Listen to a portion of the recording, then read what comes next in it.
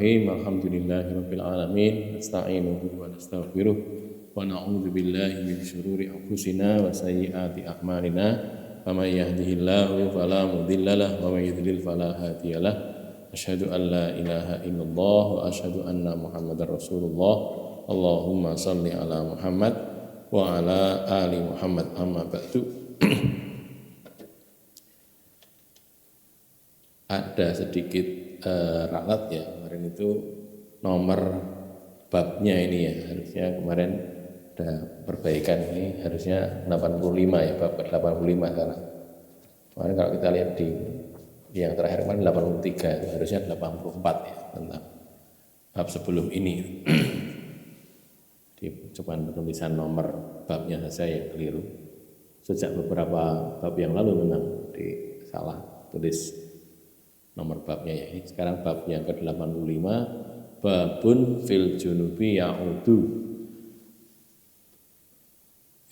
fil jima' thaniyan ba'dal jima'. Ini kalau detail judulnya agak panjang, tapi biasanya kalau di kitab-kitab cuman fil junubi ya'udu gitu saja. Bab tentang orang yang junub mengulang maksudnya mengulang fil jima', mengulangi berjima' lagi. Sanian yang kedua kalinya ba'dal jima', sesudah jima'.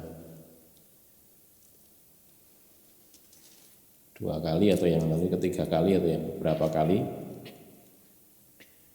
Hadisnya 218. Qala hadatsana Musaddad bin Musarhadin, Musaddad bin Musarhad, hadatsana Ismail, qala hadatsana Humaid at-Tawil, Humaidun at-Tawil, an Anasin dari Anas, anna bahwasanya Rasulullah sallallahu alaihi wasallam, Rasulullah sallallahu alaihi wasallam tawafa dzata yaumin ala nisaihi. Tawafa berkeliling dzata yaumin pada satu hari, satu malam, ala nisaihi kepada istri-istri beliau.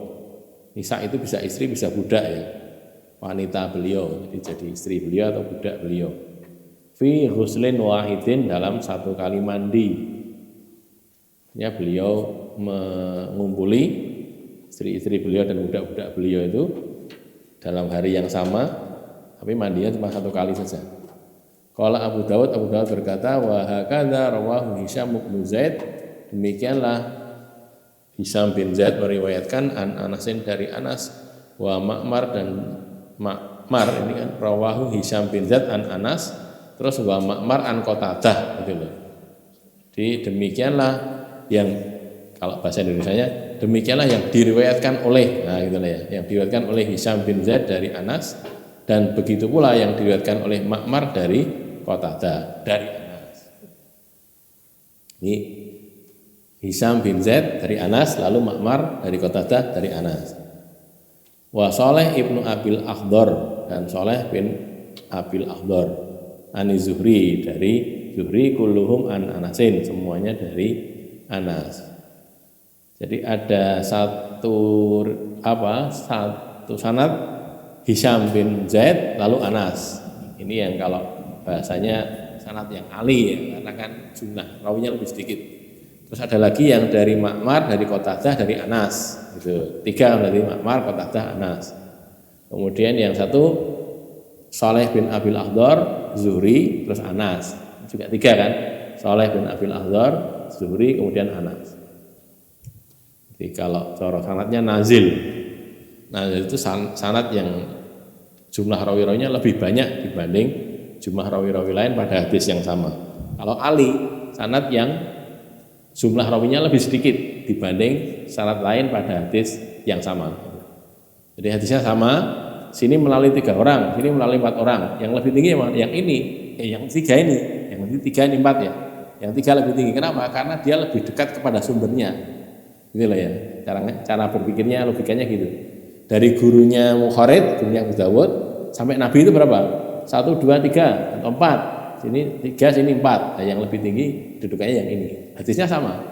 Tapi makanya sebutannya sanad ali itu kan tinggi ya. Tentunya sanad nazil yang di bawah. Itu tidak menentukan sahih atau dhaifnya, cuman sanadnya saja, sanadnya lebih tinggi gitu.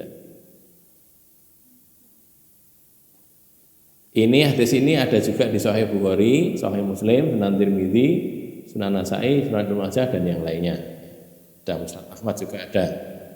Kalau ini kok ada Ibnu Huzaimah, itu harusnya Ibnu Huzaimah ya. Ada KX itu salah. Sahih Ibnu Huzaimah yang baris ke-5 ya. Ada salah cetak, salah tulis. Kalau kita lihat di sini yang Kutubus Sittah semuanya ada ya. Bukhari, Muslim, Tirmidzi, Nasai, Ibnu Majah, Abu Dawud, yang sekarang ini Abu Dawud kan ya. Dan ada semua yang Kutubus Sittah. Kalau yang Kutubus Tis'ah yang 9 itu ada Musnad Ahmad, ada Ad-Darimi tambah 2. Yang Muwatta tidak ada. Di Kutubus Tis'ah kitab yang 9 itu yang tidak ada cuma di Muwatta Malik saja. Sedikit tentang perawi ini, ada namanya Humaid At-Tawil. Disebut Tawil itu sebenarnya perawakannya pendek. Lah kalau disebut Tawil kenapa? Tapi dia itu punya tetangga yang panggilannya itu Humaid Al-Qasir. Qasir itu kan pendek ya. Lebih tonggone luwih cendek. Jenenge Humaid juga. Maka dia disebut At-Tawil. Tinggi, jane ya cendek. Terus gampangane satunya tingginya berapa? Yang orang Indonesia ini kan 150 itu kan cendek tuh ya, 50. Satunya 145 kan cendek gitu. Iki jane ora dhuwur sana ning At-Tawil gitu dibandingkan yang ini. Itu disebutkan begitu oleh para ulama. Yang lain mengatakan At-Tawil itu dijuluki Tawil karena tangannya itu panjang. Panjang tangan tapi dalam artian sesungguhnya ya. Kalau panjang tangan dalam artian konotasi itu kan suka mencuri ya. Panjang tangan ini bukan. Panjang tangannya betul. Gambarnya gini, ketika dia berdiri dekat mayit gitu, satu tangannya sampai ke kepala mayit, satu tangannya sampai ke kaki mayit. Jadi tangannya kan panjang. Sisanya kalau sirai, sisanya kalau sikile. Lah mayitnya cendek, ya mungkin saja. Gitu. Tapi begitu kejadiannya. Gitu. Jadi mayitnya mayit cah cilik ya enggak gitulah. Mayit bisa gede tapi setingginya seberapa enggak tahu. Itu dikatakan panjang itu karena begitu. Jadi satunya pegang sini, satunya pegang sini, bisa gitu.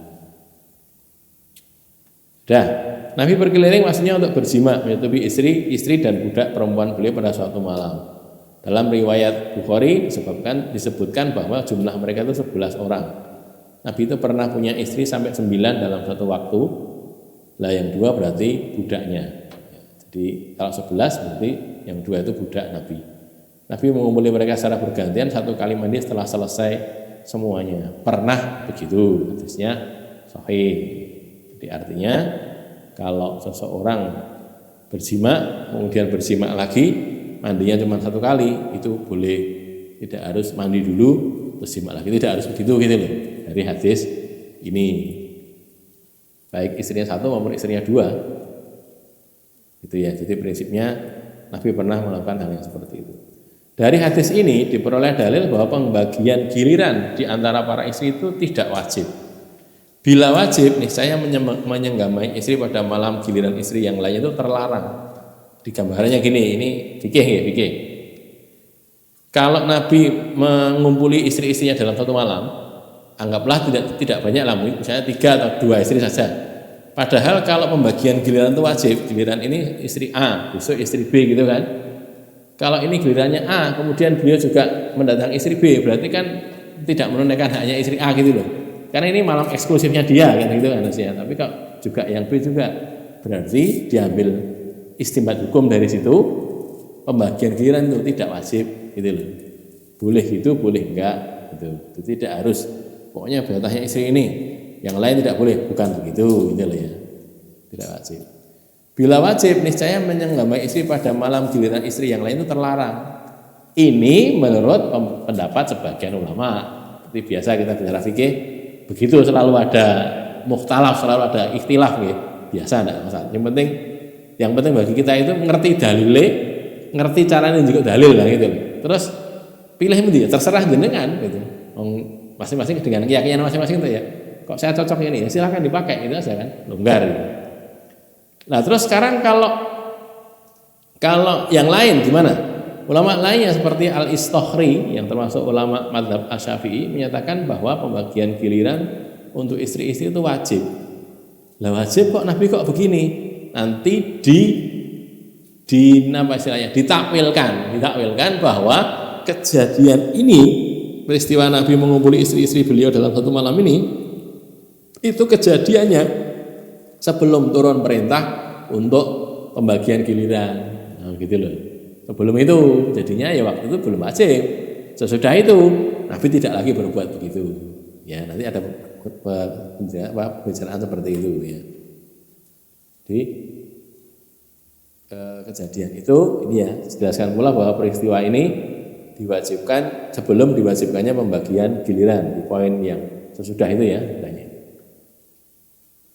Terus diterangkan juga bahwa bolehnya mendatangi istri pada malam yang bukan jatahnya itu dipersyaratkan keridhaan istri yang memiliki jatah giliran bermalam. Jadi saya A, B, C, istrinya 3. Ini jatahnya si A. Lalu suaminya ini pengen juga ke B dan C lah. Boleh enggak sama A? Nek boleh ya boleh gitu loh. Jadi atas dasar keridhaan. Jadi minta izin dulu, boleh enggak? Boleh. Kalau enggak, ya enggak. Jadi dipersyaratkan keridhaan istri yang memiliki jatah itu tadi, karena istrinya juga punya hak dong ya, kayaknya begitu. Ini nanti dalilnya sebagaimana Nabi yang meminta izin kepada istri-istri beliau supaya dirawat di kamarnya Aisyah, di rumahnya Aisyah ketika beliau gerah sakit parah menjelang wafat itu.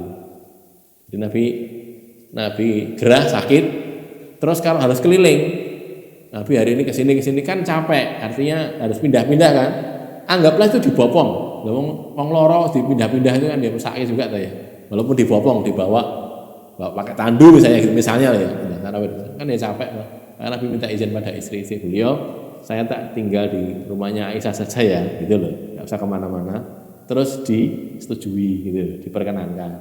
Ya begini nih, itu kemudian dijadikan dalil. Asal dengan keridhaan istri tadi yang punya giliran yang lain-lainnya boleh, ya jadinya boleh itu. Gini ini kok dibahas kenapa? Ya karena memang begitu. Dalam Islam itu dihormati hak itu. Nanti kalau barangkali pengen dicek nih, kalau kita mau ngecek itu silahkan dilihat di surat An-Nisa. An-Nisa itu surat yang keempat, ayatnya ayat ke 129 ya. 129. Saya bacakan ya. A'udzubillahi minasyaitonirrajim. Walan tastati'u an ta'dilu bainan nisa'i walau harastum wala tamilu kullal maili fatadharuha kal mu'allaqah wa in tuslihu wa tattaqu fa innallaha kana ghafurur rahima. Walan tastati'u, dan kalian tidak akan mampu antakdilu, bahwa kalian berlaku adil bainan nisa, di antara istri-istri wanita-wanita, walau harastum, meskipun kalian sangat ingin. Ini maksudnya berlaku adil dalam hal hati ya. Dalam hal hati manusia itu tidak bisa adil, dia akan lebih mencintai istri yang satu dibanding istri yang lain. Begitu karena Allah menetapkan begitu. Maka fala tamilu kullal mail, maka kalian jangan menyimpang dalam setiap kali penyimpangan. Miring ya, tamil itu kan menyimpang, miring, kulalma, setiap kali ada penyimpangan. Fatadharuha kal mu'allaqah, lalu kalian meninggalkan dia, istri yang tidak disukai tadi atau kurang disukai tadi, kal mu'allaqah seperti barang yang tergantung. Katakan punya suami ya tidak pernah didatangi, dikatakan tidak punya suami kok statusnya masih punya suami gitu kan, kayak barang tergantung. Nah ini yang saya katakan tadi, kalau seorang suami punya istri lebih dari satu, dia harus berlaku adil itu tadi, pembagiannya harus adil dibagi, punya bagian tertentu, ini jatahnya istri yang ini, jatahnya istri yang ini, ya itu. Suaminya yang berpindah-pindah karena memang dia punya beberapa kamar, atau istrinya kan punya kamar sendiri-sendiri ya, punya rumah lah. Itu sehingga datang ke sini, begitu cara membaginya. Walaupun sekali lagi sebagian ulama mengatakan itu tidak wajib pembagian begitu. Hadis ini juga menunjukkan bahwa Nabi SAW diberi kekuatan untuk berjima dengan banyak istri dalam satu malam. Makanya beliau itu boleh punya istri lebih dari 4, karena memang berbeda dengan laki-laki pada umumnya gitu loh. Jadi kalau laki-laki pada umumnya dibatasi cuma 4 saja, karena tidak diberi kekuatan sebagaimana Nabi Muhammad SAW gitu loh. Nah, Nabi punya kekuatan lebih. Kok punya kekuatan lebih? Ya karena Allah memberi itu saja. Allah memberi. Bukan karena minum apa ya enggak. Ya karena Allah memberi gitu saja. Prinsipnya begitu ya. Hikmah poligami Nabi adalah terajarkannya syariat tentang hubungan suami istri yang dibutuhkan umat. Jadi kita dapati ada Aisyah meriwayatkan tentang bagaimana Nabi itu kalau tidur, kalau bangun malam, kalau berjima, kan gitu ya. Bukan kok waktu berjimanya, bukan. Mandinya, bukan gitu ya. Mandi, bagaimana cara mandi junubnya. Terus bagaimana mandi bersama istrinya itu kan juga diriwayatkan oleh banyak. Setidaknya dua orang istrinya, Aisyah sama Ummu Salamah atau Ummu Habibah satunya itu. Diriwayatkan pernah mandi bersama suami istri, bersama suaminya yakni Nabi sallallahu alaihi wasallam. Begitu itu kan yang bisa meriwayatkan kan istrinya. Masa ada orang ngomong mandi loh, kan gitu kan. Ya bisanya cuman itu, makanya begitu itu yang bisa menyampaikan istri beliau, termasuk cara membersihkan dari haid itu. Kan gitu kan, ada orang tanya, ya Rasulullah bagaimana itu? Gini, Rasul mengatakan begitu sampai akhirnya minta didetailkan, nanti Aisyah yang menyampaikan. Gini loh ya, Aisyah yang menyampaikan. Gini maksudnya Nabi itu begini. Karena mungkin kan kewuh juga ya karena sifatnya seperti itu. Nah itu fungsinya istri-istri Nabi gitu. Ya, beliau beristri lebih dari 4, bukan cuma lebih dari 1, lebih dari 4 bahkan. Gitu. Ada pertanyaan sebelum berpindah bab? Tidak ada ya. Bab kan 86 babul wudu'i liman arada ayyauda. Bab wudu bagi orang yang ingin berjima lagi, mengulang. Yauda di sini mengulang jima lagi. 219 qala hadatsana Musa ibnu Ismail qala hadatsana Hamadun qala an Abdurrahman ibni Abi Rafi'in qala an ammatihi Salma, dari bibinya yakni Salma, bibi dari arah bapak ya. Adiknya bapak atau kakaknya bapak yang perempuan. An Abi Rafi', dari Abi Rafi', Abu Rafi' ini sahabat Nabi, anna Nabi sallallahu alaihi wasallam, bahwasanya Nabi sallallahu alaihi wasallam tofa dzata yaumin ala nisa'i, berkeliling pada suatu hari kepada istri-istri beliau. Saya berkeliling di sini mengumpuli secara bergantian. Yartasilu inda hadhihi wa inda hadhihi, beliau mandi pada yang ini, istri yang ini, dan mandi pada istri yang itu, yang di kamar yang situ. Kok mandi kok di kamar? Karena waktu itu kan memang tidak dikenal kamar mandi seperti kita sekarang ini. Ya di kamar itu mandinya begitu loh. Lah apa, airnya nggak kemana-mana, bawahnya kan masih tanah, lantainya tanah.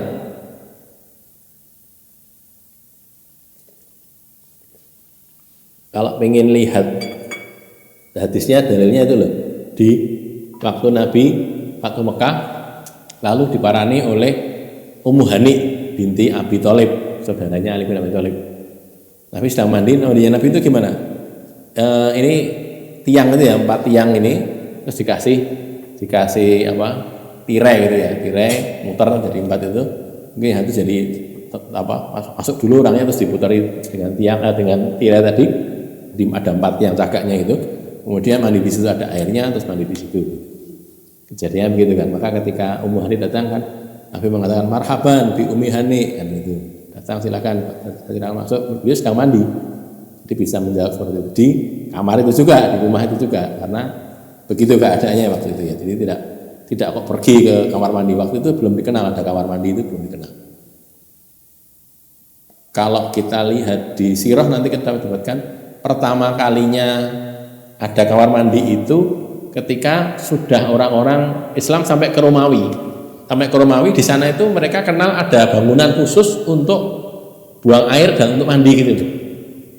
Kemudian mereka baru bikin itu. Jadi orang-orang Arab belakangan, karena mereka kan secara kemajuan gitu, teknologi barangkali gitu ya, itu kalah dengan Persia dan Romawi itu. Sampai ke sana loh, ada kayak gini, bangunan apa ini? Bangunan khusus untuk gitu, untuk buang air, untuk akhirnya terus kemudian dibangun begitu di Arab, di Mekah Madinah ya. Itu sebelumnya belum ada. Itu kejadian bukan di zaman Nabi, itu sudahnya zaman Khulafaur Rasyidin atau bahkan di zaman Bani Umayyah gitu ya. Kita kembali ke sini, jadi yaktasilu inda hadhihi wa inda hadhihi. Istri yang ini mandi, di istri yang itu juga mandi.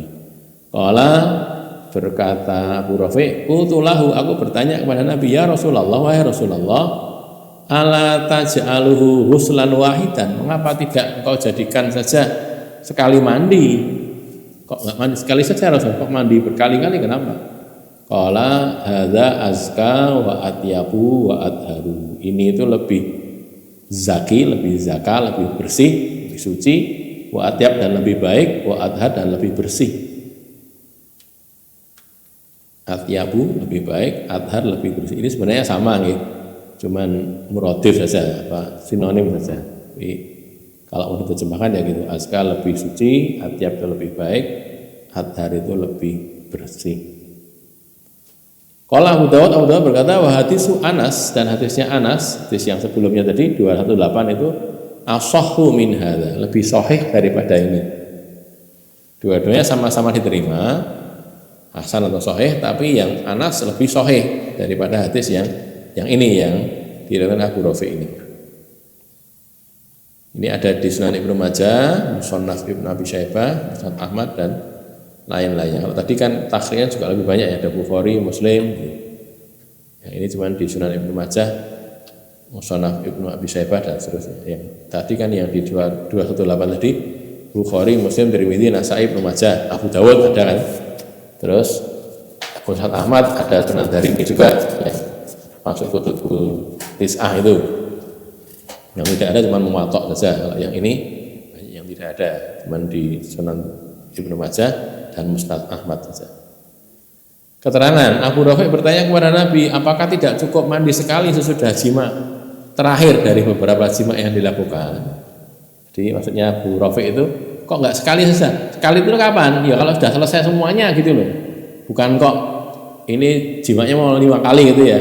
Istilah ini mandi, bukan begitu. Mandinya maksudnya yang cukup itu yang akhirin sendiri gitu, bukan di sini junub lagi kan ya harus mandi lagi. Jadi kalau mau dijadikan sekali ya yang di paling akhir, sudah habis itu sudah tidak lagi ya sudah itu saja gitu loh ya. Itu yang dipahami begitu. Ketika ditanya begitu, jawaban Nabi kepada Abu Rafi bahwa mandi setiap selesai jima itu lebih suci, lebih baik dan lebih bersih itu menunjukkan mustahabnya. Mustahab itu sunnah, mandub apa mustahab apa sunnah itu sama gitu. Mustahabnya mandi sesudah jima sebelum melakukan jima lagi. Jadi kalau ini Nabi mengatakan kan azka, atyab, adhar gitu kan, berarti itu memang hukumnya itu mustahab, bukan wajib. Karena kalau wajib mesti Nabi mengatakan ya memang harus begitu gitu loh.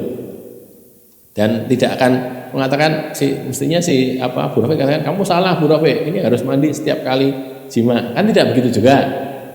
Nabi tidak menyanggah Abu Rafi, tetapi cuma mengatakan yang begini ini itu lebih bersih, lebih suci, lebih baik gitu. Lah kalau sesuatu itu lebih dari yang lain, sedangkan yang lain ini juga boleh, itu namanya mustahab gitu loh. Afdol kan ya, yang ini mafdul kalah afdol, yang ini afdol. Sama-sama baik, tapi ini yang paling baik, ini yang kurang baik. Kurang baik itu ya tetap sah, tetap bukan kok terus kurang artinya terus jadi dosa enggak gitu. Begitu. Seperti sholat jamaah di masjid itu, kalau ulama mengatakan baik, ada yang mengatakan wajib ya, tapi sebagian ulama yang lain, jumhur menurut sebagian orang mengatakan jumhur itu mengatakan tidak wajib. Yang tidak wajib itu jamaahnya loh ya. Nek sholatnya wajib, sholatnya itu wajib, cuman berjamaahnya itu yang tidak wajib. Hukumnya apa? Sunnah muakkadah, sunnah yang dikukuhkan. Berjamaahnya loh ya, bukan sholatnya wajib. Jadi yang 5 kali itu, subuh, zuhur, asar, maghrib, isya itu di masjid gimana hukumnya? Kalau jumhur mengatakan sunnah muakkadah, cuman ada sebagian mengatakan wajib berdasarkan hadis-hadis juga gitu loh. Kok wajib?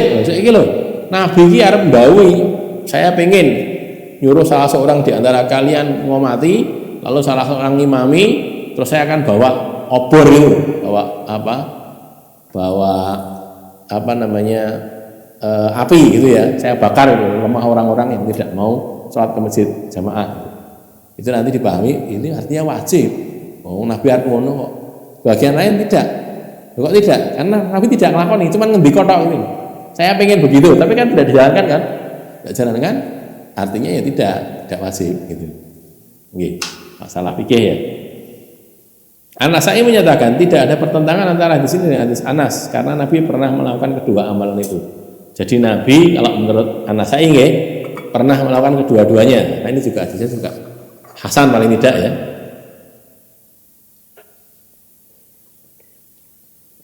Pernah mandi setiap kali jima dalam satu waktu, maksudnya dalam satu malam, satu hari, beberapa kali jima, terus mandinya setiap kali jima, habis jima mandi pernah, tapi juga pernah beberapa kali jima, kemudian sekali saja mandi di bagian akhir sesudah jima yang terakhir.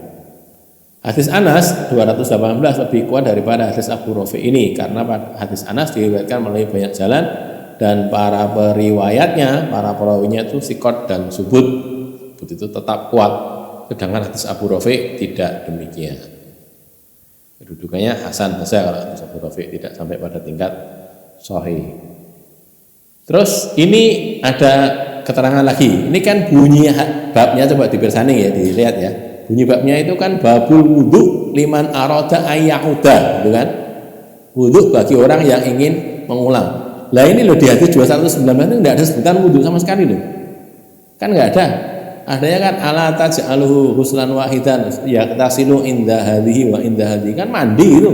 Mana wudunya? Kan enggak ada toh. Nah, gimana itu? Maka dimasukkannya hadis ini pada bab berwudu karena dalam mandi janabat pasti terdapat wudu. Gitu loh ya. Ulama menafsirkannya gitu. Kalau kita mandi junub kan pakai wudu kan, nah itu ada di situ, itu artinya dia juga berwudu gitu. Yes, pintar-pintarnya ulama saja menemukannya seperti itu. Berikutnya 220, qala hadatsana Amr bin Aun, qala hadatsana Hafiz Ibnu Hiyas, qala an Asimin al-Ahwal, an Abil Mutawakkil, an Abi Sa'id al-Khudri, an Nabi sallallahu alaihi wasallam, qala Nabi bersabda, idza ata ahadukum ahlahu, idza ata apabila datang mendatangi ahadukum salah seorang dari kalian, mendatangi siapa? Ahlahu, istrinya. Ahal itu istri maksudnya, bisa istri bisa budak ya kalau zaman dulu, sekarang sudah tidak ada budak. Tsumma badalahu ayyu awida, kemudian tampak baginya, maksudnya dia berpikir atau ingin ayyu awida untuk mengulangi lagi, berjima lagi, fal yatawaddo bainahuma wudu'an, maka hendaklah dia berwudu di antara keduanya, jima yang pertama dan jima yang kedua, atau jima yang kedua dan yang ketiga itu berwudu wudu'an satu kali wudu. Berwudu dulu baru kemudian mengulangi berjima lagi. Itu kalau ini kan sesuai dengan babnya ya, kata bab berwudu tadi. Di sini sahih diriwayatkan juga oleh Bukhari, Muslim, Tirmidzi, Nasa'i, Ibnu Majah, ada juga di Musnad Ahmad, ada juga di mana? Mustadrak ya. Yang Sunan Darimi yang tidak ada. Mustadrak ala Sahihain ada. Dalam riwayat Al-Hakim terdapat tambahan keterangan bahwa berwudu sebelum melakukan jima lagi sesudah berjima, melakukan jima lagi sesudah berjima akan menjadikan orang lebih semangat, lebih disukai. Di ansyat istilahnya itu ya, ansyatu. Nasyid itu kan rajin ya, tangkas itu, maksudnya lebih disukai untuk berwudu dulu kalau memang mau mengulang jima lagi, baik dengan istri yang sama maupun istri yang lain gitu. Hukum berwudu sebelum berjima lagi ini, berwudu sebelum berjima lagi diperselisihkan ulama. Nah, sekarang masalah fikih lagi. Jumhur ulama mengatakan hukumnya itu mustahab.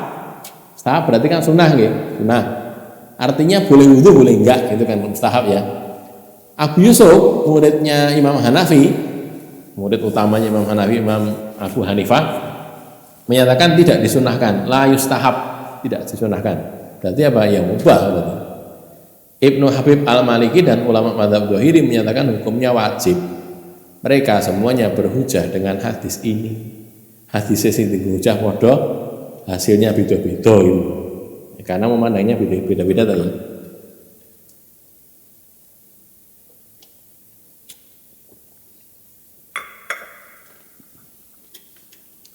Sekarang kalau dikatakan mustahab bukan wajib, gimana? Ini memaknai, sebagian ulama memaknai wudu dalam hadis ini adalah membasuh kemaluan. Jadi membasuh kemaluan saja itu dikatakan berwudu. Sehingga perintah berwudu untuk menyatakan sunnah, bukan wajib. Disuruh memang berwudu, tapi tidak wajib karena yang dipahami wudunya itu di situ, wudu di situ adalah membasuh kemaluan. bukan wudhu seperti wudhu untuk sholat itu tidak. Hadis lainnya yang memperkuat pendapat bahwa berwudhu ketika hendak berjima lagi itu hukumnya mustahab adalah hadis Aisyah yang diriwayatkan oleh At-Tahawi melalui jalan Musa bin Uqbah dari Abu Ishaq dari Aswad. Nabi berjima lalu mengulanginya tanpa berwudhu. Di sini Nabi nyuruh, di sini Nabi tidak jalankan. Itu artinya perintahnya sunnah, gitu. Mustahab. Jadi kaidah fikih. Nabi nyuruh, tapi di waktu lain Nabi tidak jalankan apa yang beliau suruh itu. Itu artinya bukan wajib, gitu. Sebagaimana begini, Nabi ngelarang, tapi di suatu kali yang lain Nabi itu menjalankan itu yang dilarang itu. Itu artinya larangannya makruh, gitu. Atau larangannya berdasarkan keadaan. Contoh, Nabi melarang kencing dengan berdiri. Tapi kalau kencing dengan duduk atau jongkok lah ya. Terus Nabi pernah kencing dengan berdiri, hadisnya sahih. Pernah kencing dengan berdiri. Yang meriwayatkan hadis itu malah sahabat yang menutupi Nabi. Sudah pernah saya sampaikan di sini ya, seingat saya. Anggaplah Nabi itu menghadap ke sana, menghadap ke arah sana itu utara ya, betul ya. Utara, terus orangnya menghadap ke arah selatan gitu. Nah, Nabi kencing ke arah sana. Nah ini orangnya itu menghadap ke arah selatan gitu, adu bokong pada Nabi. Jadi menutupi Nabi dari saling ukur-ukuran gitu. Sahabatnya tadi. Artinya tahu bahwa Nabi itu kencingnya dengan berdiri, tahu gitu. Walaupun tidak melihat tapi kan tahu Nabi berdiri gitu. Gitu ya. Jadi itu artinya kencing dengan berdiri itu hukumnya makruh gitu, bukan kok haram. Jadi kalau diperlukan ya boleh, nggak apa-apa gitu ya. Sebagian lain mengatakan dia tidak makruh, pokoknya ya boleh itu saja. Ada yang begitu. Wallahu a'lam bishawab. Kembali ke sini. Jadi kalau begitu maka kedudukannya hukumnya mustahab bukan wajib. Sebelum pindah bab ada pertanyaan barangkali? Tidak ada ya. 87 babun fil junubi yanamu. Bab tentang orang yang junub lalu dia tidur. 221 qala hadatsana Abdullah bin Maslamah qala an Malikin qala an Abdullah bin Dinarin qala an Abdullah bin Umar annahu qala bahwasanya dia berkata zakara Umar bin Khattabi. Umar bin Khattab itu menyampaikan li Rasulillah kepada Rasulullah sallallahu alaihi wasallam annahu bahwasanya tusibuhul janabatu mengenainya junub. Dia mengalami junub minal lail dari waktu malam. Ini nanti kalau kita baca di kitab-kitab syarahnya kita dapatkan hu di sini ini tusibuhu ini hu-nya bukan Umar tapi Ibnu Umar. Jadi Ibnu Umar itu tanya pada bapaknya terus tanya pada Rasul, gitu loh. Nanti di hadis yang lain kita dapatkan lebih detail, cuman di sini bunyinya cuman begini saja. Faqala lahu Rasulullah SAW, maka Rasul bersabda kepada Umar, tawaddo wa ghsil zakaraka tsumma nam. Kamu wudulah terus basuhlah zakarmu, kemaluanmu, sumanam, kemudian tidurlah. Wudulah, basuh kemaluan, terus tidur. Sahih Bukhari, Sahih Muslim, Sunan Nasa'i, Sunan Ibnu Majah dan yang lainnya. Muwatta Malik ada ya, Muwatta Malik, kemudian Musnad Ahmad, kemudian dari berarti lengkap ini. 9 kitab utama semua ada ya. Bukhari, Muslim, Nasa'i, Tirmidzi tidak ada nih. Tirmidzi yang tidak ada. Kurang 1. Bukhari, Muslim, Nasa'i, Ibnu Majah, kemudian Muwatta Malik. Ini kan Abu Dawud ada ya, Abu Dawud sudah ada. Kemudian Muwatta Malik, kemudian Sunan Darimi dan Musnad Ahmad. Dhamir hak pada tusibuhu, haknya ya, hu-nya itu kepada Ibnu Umar. Sebagaimana ditunjukkan dalam riwayat Nasa'i bahwa Rasul bersabda begini, bukan kok tawadhu tapi fal ya tawadhu. Nah, supaya dia berwudu, dia itu maksudnya balik kepada Ibnu Umar. Jadi pakai kata-kata fal ya tawadhu, bukan kok tawadhu tapi fal ya tawadhu, hendaklah dia berwudu. Gitu. Anak Umar menanyakan kejadian anaknya. Ya Rasulullah, ini anak saya tanya begini, jawabannya gimana? Oh, suruh dia wudu. Nah, gitu loh. Fal ya tawadhu. Perintah amar untuk orang ketiga, amar lil ghaib.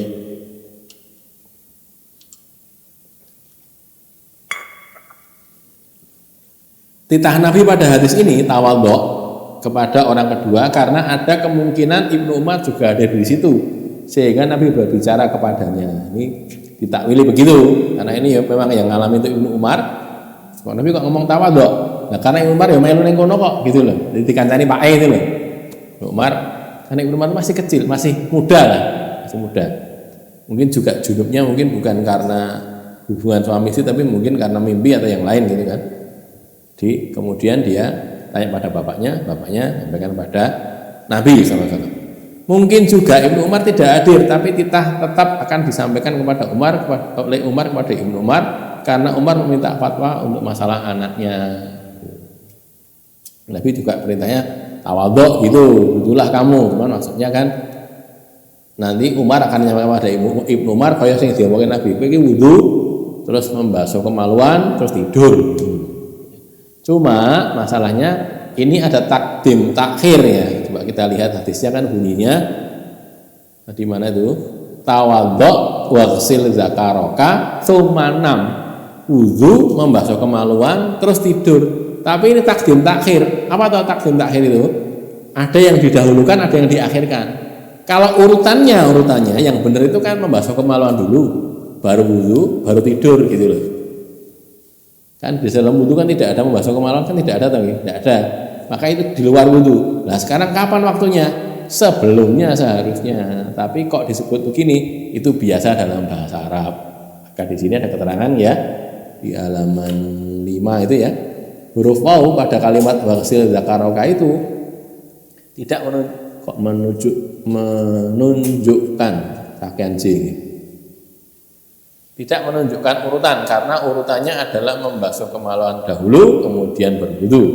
Hal demikian biasa terjadi, disebut dengan takdim wa ta'khir. Sama kalau kita baca surat An-Nisa ayat 11-12 itu kaitannya dengan masalah warisan, kan ada mimba diwasiyatin yusi nabiha atau yusobiha, ada beberapa kan ya, audainin. Sesudah wasiat yang diwasiatkan dengannya, atau sesudah wasiat yang mereka perempuan mewasiatkan dengannya, audain atau utang. Urutannya memang wasiat dulu baru utang, tapi Nabi prakteknya itu lunasi utang dulu baru melaksanakan wasiat gitu loh. Jadi mayat ya meninggal, dia wasiat, nanti dari harta saya wasiatkan 10 juta atau 100 juta untuk masjid. Prakteknya Nabi itu kalau ada begitu ya, ini kasus saya ngawur loh ya, ini bukan gitu. Cuma kejadiannya yang dilakukan Nabi itu dicek dulu hartanya berapa, punya utang enggak? Punya utang, di sahur saya utangnya dari harta ini tadi. Utangnya berapa di sahur sudah lunas kabeh, sudah lunas. Lah ngerti nih utang ning sapa piye ini? Makanya kalau utang tuh dicatat, ngoten lho nggih. Bapak-bapak, ibu-ibu, kalau punya utang tuh dicatat. Jangan tidak dicatat karena kita nggak tahu kita mati kapan. Boleh nggak nyatet kalau nggak punya utang? Nanti utang harus catat apa nih? Nggak punya utang, tapi nggak punya utang catat. Saya utang pada si fulan atau fulana tanggal sekian dan sebesar ini akan saya lunasi tanggal sekian. Gitu tulis. Sehingga kalau sewaktu-waktu kita mati, ahli waris itu lihat, oke, yang catatannya. Yang celaka, yang susah itu ketika tidak ada catatan, sudah orang nagih.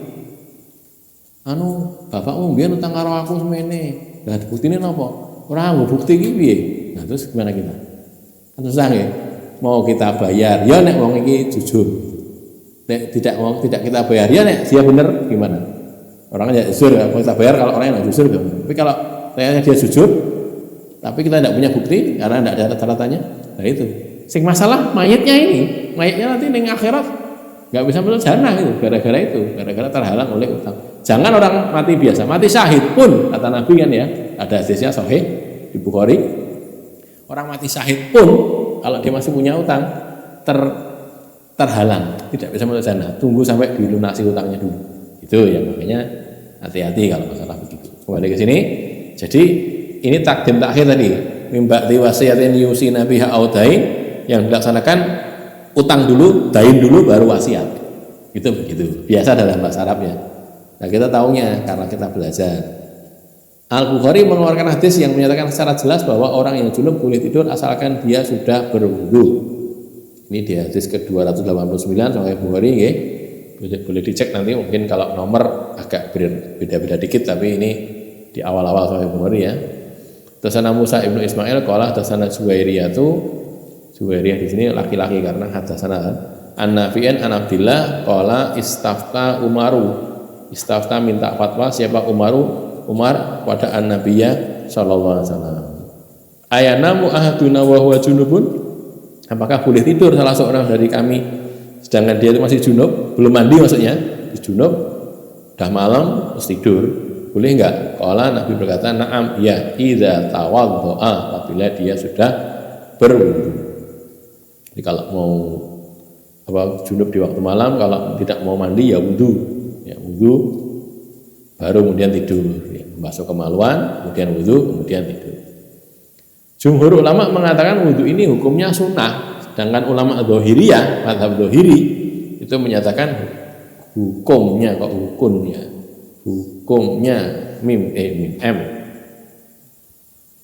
hukumnya wajib ya. Dicoret saja kalau memang salah. Jadi kalau Dzahiriyah karena disuruh kan ya wajib no. Nabi mengatakan tawadhu terus apa tadi? Waksil zakaraka sumanam. Mau tidur nanti dulu, wudu dulu atau masuk ke malam dulu, wudu, habis itu baru tidur. Kalau langsung tidur, ya dosa. Kalau mazhab Dzahiri wong itu wajib. Gitu ya. Mazhab Dzahiri itu yang pertama kali mempopulerkan namanya Daud, maka disebut Daud al-Dzahiri. Terus yang ada sekarang ini yang ada kitabnya yang biasa kita baca itu Ibnu Hazm. Ibnu Hazm itu kan muridnya Daud al-Dzahiri ya. Nah, dia disebut mazhab Dzahiri. Jadi ada mazhab Maliki, Syafi'i, Hanafiyah, kemudian siapa lagi? Hambali, Ahmad bin Hambal, terus ada Dzahiri. Nanti ada lagi Hadawi. Kalau pengen lihat nanti di Subul Salam disebutkan ya.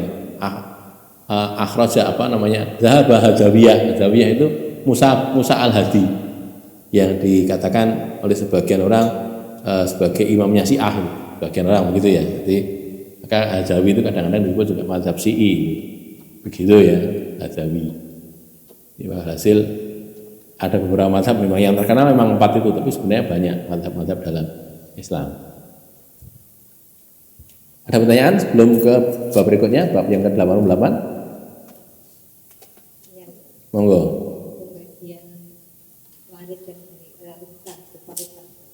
Nggih.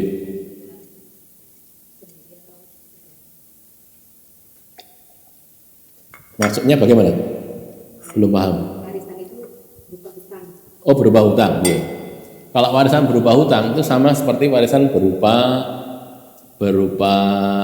uang, artinya dibagi berdasarkan bagian masing-masing. Jadi gini, misalnya ya, ini enggak ninggalkan harta tapi ninggalkan utang. Utangnya berapa? Itu dibagi. Misalnya istri dapat punya kewajiban bayar 1/8 karena ada anak kan ya. Kalau dia dapat harta waris ya 1/8, dia juga bertanggung jawab atas 1/8 utang, gitu misalnya gitu. Kemudian anak juga gitu, anak laki-laki membayar utang bagiannya karena dia asobah kan. Misalnya gini lah, gampang aja ya. Ada bapak, ada ibu, ada istri, ada anak. Anaknya ada laki-laki, ada perempuan. Bapak kalau ini si mayat ini meninggalkan uang kan dapat 1/6 kan, bapak 1/6, ibu 1/6. Kalau ini yang ditinggalkan utang, ya bapak nanggung 1/6, ibu nanggung 1/6 gitu. Kemudian istri kan kalau dia ada harta dapat 1/8 kan, utang juga gitu, dia nanggung 1/8. Gitu. Kemudian anak juga gitu, jadi nanti kan asobah ya, jadi sudah dikurangi 1/6, 1/8 ini asobahnya ya sisanya milik anak. Anaknya berapa? Anaknya laki-lakinya 1, perempuan 1 ya berarti yang laki-laki nanggung 2, yang perempuan nanggung 1. Ini di bagian sini dibagi 3, yang 1 ditanggung oleh si perempuan tadi, yang 2 ditanggung oleh laki-laki gitu. Jadi prinsipnya kedudukannya sama seperti kalau punya harta, cuman wujudnya utang. Ada lagi? Lanjut dulu ya, bab yang ke-88, babul junub yakul. Orang junub makan. 222 atasana Musaddadun wa Qutaibah bin Sa'idin, 2 orang gurunya Abu Dawud, Musaddad dan Qutaibah bin Sa'id. Qala keduanya berkata atasana Sufyan, qala an Zuhri, qala an Abi Salamah, qala an Aisyah, dari Aisyah anna bahwasanya an-nabiy sallallahu alaihi wasallam idza arada ayyanama wa huwa junubun tawaddu'a wudu'ahu lis-shalah. Adalah beliau itu kalau hendak tidur ketika beliau junub, arada ingin atau hendak ayyanama bahwasanya beliau tidur wa huwa junubun sedangkan beliau dalam keadaan junub, tawaddu'a beliau berwudu wudu'ahu lis-shalah, wudunya untuk salat. Ada di Sahih Bukhari, Sahih Muslim, Abu Dawud juga tidak di sini saja ya, Sunan Nasa'i, Ibnu Majah, Muwatta Malik dan yang lain-lainnya. Ini ada hal pokok di sini. Tidak ada penyebutan makan pada hadis ini. Kan tidak ada makan yakul, akala kan nggak ada lagi. Terus kok dimasukkan ke dalam bab makan? Maka ini nanti gini. Hadis Aisyah sudah ini 223 itu termaktub penyebutan makan. Maka dengan itu diketahui bahwa hadis ini diriwayatkan secara ringkas. Jadi kalau yang lengkap ada sebutan makannya. Ini yang ringkas itu, ringkasnya cuma di sini saja. Ini kalau kita kasih tahu orang mau sarah atau tidak ngaji, tidak ketemu gitu loh. Tapi di sarah disebutkan begitu. Atau kalau kita ngaji, guru kita akan menerangkan seperti itu. Ngapa kok iki kok boneke iki piye iki? Ndi iki makame reneng ngono kok. Arada ayyanama wa huwa junubun tawaddu'a wudu'ahu lis-shalah. Keren lagi. Nah, untuk lebih lengkapnya kita baca sekalian ya 223. Atasana Muhammad bin Shabbah al-Bazzaz. Qala atasana Ibnu Mubarak qala an Yunusa qala an Zuhri bi isnadihi wa maknahu. Nah ini kata-kata bi isnadihi wa maknahu dengan sanadnya hadis yang tadi 222 ya, wa maknahu dan maknanya juga makna hadis yang tadi 222 itu. Terus zada ini nambah, ini yang komplit kan berarti wa idza arada ayyakula wa huwa junubun ghasala yadayhi. Wa idza dan apabila arada ingin beliau Nabi ingin ayyakula untuk makan, hendak makan wa huwa junubun sedang beliau masih dalam keadaan junub, belum mandi ini, maka ghasala yadayhi beliau membasuh kedua tangan beliau, dibasuh, dicuci dulu tangannya. Jadi boleh makan, boleh cuci tangan dulu. Kita tidak usah junub pun ya cuci tangan ya biasanya. Maka ya sudah biasa gitu. Qala Abu Dawud berkata warawahu Ibnu Wahab an Yunus faja'ala qissatal akli qala Aisyah maksuron. Jadi dia menjadikan sebutan makan itu sebagai perkataan Aisyah yang dalam hadis yang terbatas. Jadi di hadis yang ringkas gitu ya. Maksuron itu ya ringkas, yang diringkas atau yang terbatas. Terus warawahu Saleh bin Abil Akhdar meriwayatkan an Zuhri dari Zuhri kama qala Ibnu Mubarak sebagaimana yang dikatakan oleh Ibnu Mubarak illa kecuali annahu qala bahwasanya dia berkata an Urwata au Abi Salamata, dari Urwa atau dari Abu Salamah. Warawahul Auza'i an Yunusa, Auza'i meriwayatkan hadis ini juga dari Yunus dari Zuhri an Nabi SAW kama qala Ibnul Mubarak, seperti yang dikatakan oleh Ibnul Mubarak. Mubarak ya di sini hadasana Muhammad bin Shabbah al-Bazzaz, hadasana Ibnul Mubarak itu kan ya, kakek gurunya Abi Dawud. Jadi bapak guru terus kakek gurunya, yakni Ibnul Mubarak. Gurunya guru, kakek guru itu kan gurunya guru. Tidak ada catatan takhrij, ini hadis yang semakna dengan yang sebelumnya, diriwayatkan secara lengkap, tidak diringkas. Maka kata-kata dengan sanadnya, maksudnya dengan sanad yang disebutkan sebelum ini, yakni dari Abu Salamah, dari Aisyah. Kalau yang tadi kan dua-dua ya, silakan dipersani, dilihat. Itu kan an Zuhri, an Abi Salamata, an Aisyah. Ya, sanadnya yang dipakai itu juga dari Abu Salamah, dari Aisyah.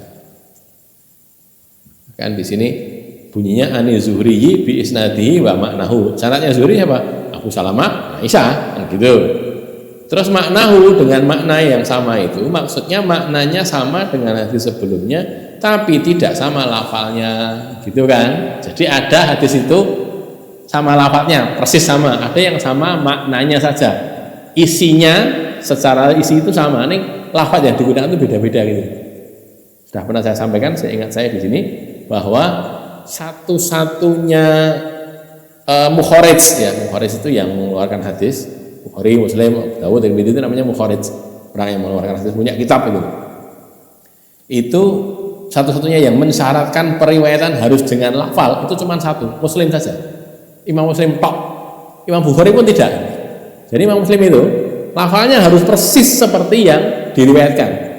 Periwayatan bil makna itu ditolak oleh Imam Muslim. Maknanya podo, lafalnya beda, tidak mau. Itu kedisiplinan beliau. Maka kalau kadang-kadang ini ya, saya mati tapi enggak, saya mati saja. Sebagian kitab itu gitu, kalau ada Bukhari Muslim yang diambil lafalnya Muslim malah. Kenapa? Karena Muslim itu mensyaratkan hadis itu periwayatannya harus bil lafat, lafadznya harus sama gitu. Jadi misalnya tadi ya, tadi waktu di Singosari tadi ya, al haya'u khairun kulluh sama al haya'u kulluhu khair, itu kan sama tuh maknanya. Haya, rasa malu itu semuanya baik atau baik seluruhnya, atau seluruhnya baik atau baik seluruhnya, itu kan sama. Imam Muslim nggak mau gitu. Jadi Nabi ketika ini al haya'u khairun kulluh apa al haya'u kulluhu khair gitu. Itu dipersoalkan oleh Imam Muslim. Itu satu-satunya orang yang mempersoalkan begitu. Yang lain semua Bukhari termasuk Bukhari tidak mempersoalkan. Asal maknanya sama, tombo gitu. Beda alafat rapopo, maknanya podo ya wes gitu. Jadi tidak harus sama persis gitu ya. Maka di sini dengan maknanya maksudnya sama maknanya dengan hadis sebelumnya, tapi tidak sama lafalnya beda. Sudah, Yunus menambahkan pada riwayatnya dari Zuhri sehingga pada riwayat ini terdapat penjelasan dua kejadian. Jadi kejadiannya makan dan tidur, bukan cuma makan saja, bukan cuma tidur saja, bukan cuma makan saja. Ibnu Wahab dalam riwayatnya secara ringkas menyebutkan makan saja tanpa menyebutkan tidur. Kalau di yang tadi 223 itu kan menyebutkan tidur saja toh ya, tidak ada makannya toh. Kalau yang lain menyebutkan makan saja tanpa tidur. Ini nanti kemarin barusan agak lama gitu kita bicara-bicara para ustadz-ustadz yang ngaji. Jadi yang dikatakan takhrij itu piye gitu. Karena ternyata berbeda ya. Kalau yang saya pahami dari kitab-kitab itu yang ada sekarang dipakai itu, orang mengatakan takhrij itu gini, ini hadis ini diriwayatkan juga di kitab-kitab yang lain, tetapi gini masalahnya, mereka itu memahaminya gini, hadis ini saya terangin ini ya, hadis ini mengandung banyak, misalnya A, B, C, D, isinya itu ya, A, B, C, D. Terus sebagian ulama memahami sebagai takhrij kalau dia menyebutkan A saja, ini peristiwanya itu ada banyak dalam satu kejadian yang sama. Seginilah gampangnya. Makan terus tidur terus wudu gitu loh ya, misalnya gitu kan ya. 3 saja.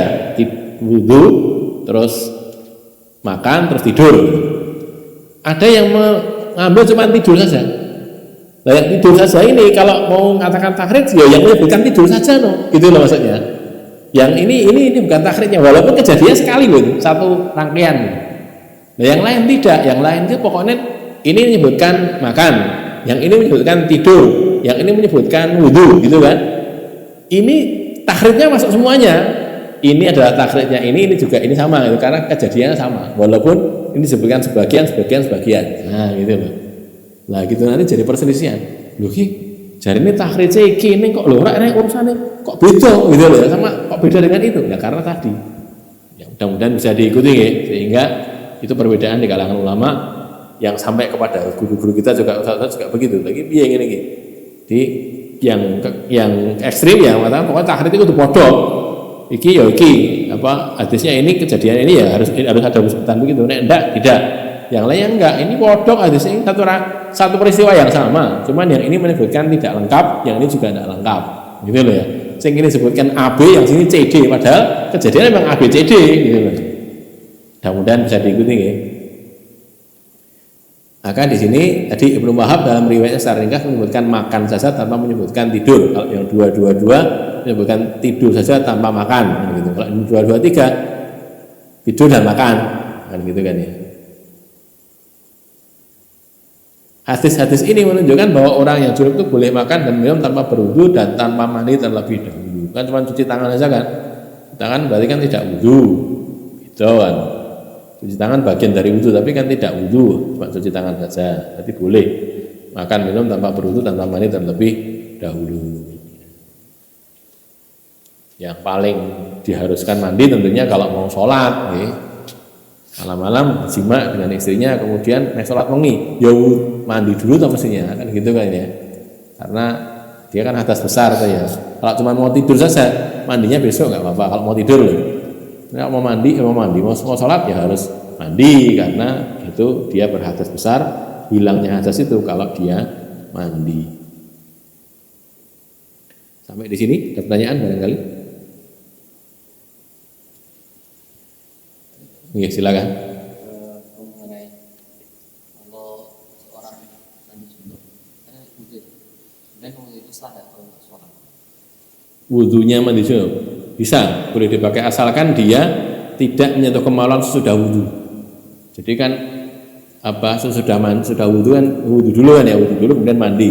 Asal tidak menyentuh kemaluan tidak apa-apa. Tapi yang menyentuh kemaluan pun kalau yang berpendapat menyentuh kemaluan tidak membatalkan wudhu juga nggak apa-apa. Karena ada dua. Menyentuh kemaluan itu membatalkan wudhu apa enggak? Ada dua pendapat ulama. Ada yang mengatakan batal, ada yang tidak. Kalau mengatakan batal berarti ya wudhunya itu sah asalkan dia tidak menyentuh kemaluan. Itu saja. Ada lagi?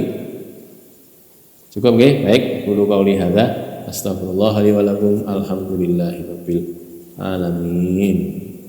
Silahkan meninggalkan tempat.